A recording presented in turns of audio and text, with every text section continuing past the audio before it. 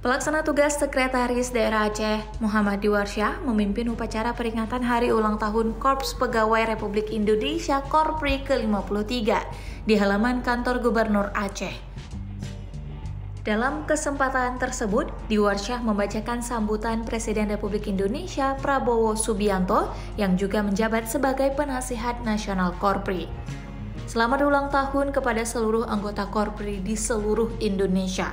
Terima kasih dan penghargaan yang tinggi kepada keluarga besar Korpri yang telah memberikan pengabdian terbaiknya selama lebih dari setengah abad dengan loyalitas dan dedikasi yang tinggi kepada bangsa dan negara.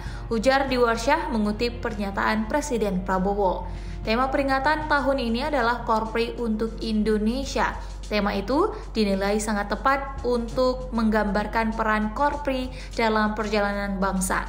Presiden menekankan bahwa Indonesia kini memasuki babak baru pemerintahan setelah melalui proses demokrasi dan mengajak semua pihak untuk mendukung program-program pemerintah yang berorientasi pada kesejahteraan rakyat.